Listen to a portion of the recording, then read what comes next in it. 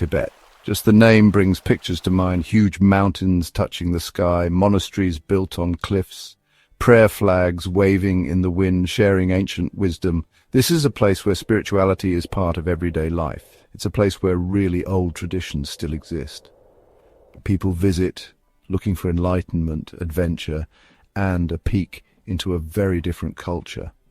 And Tibet doesn't disappoint. It makes us question what we think we know. It shows us different ways of living.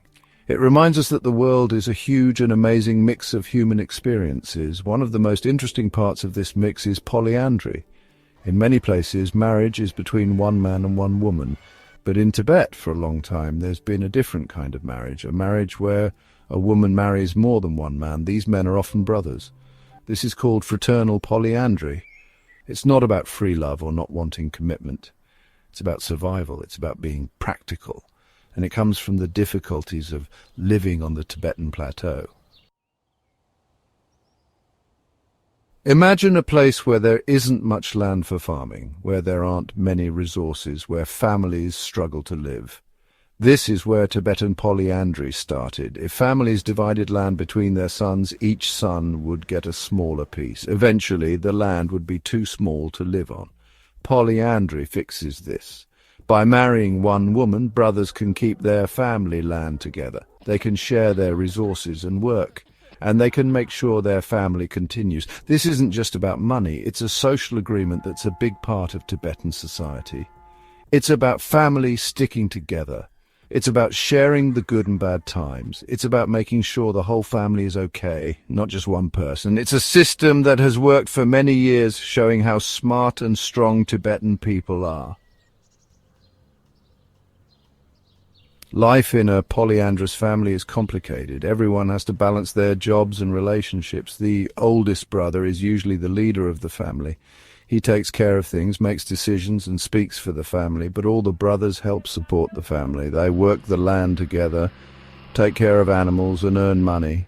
The wife is very respected.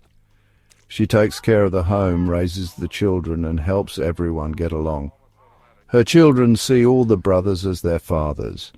This family structure might seem strange to people from other places, but it makes sense in Tibetan culture. It's a system that has changed over time, shaped by what the families needed and their traditions. Life in a polyandrous family isn't always easy. Brothers can get jealous or compete with each other. Money problems can cause trouble, and who has power in the family can be tricky. Arguments can happen, and sometimes older family members or the community have to help. But Tibetan families have ways of dealing with these problems. Talking to each other is important. Being willing to compromise is important, and everyone feeling responsible for the family helps a lot. It shows that even when things are hard, people can adapt, find solutions, and build strong relationships.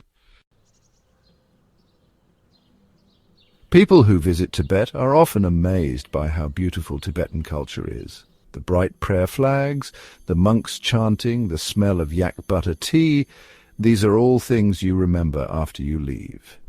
But the people of Tibet are what you remember most. Their kindness, how welcoming they are, their strong connection to their land and traditions, these are the things that stick with you. Polyandry, which used to be common, is disappearing in modern Tibet.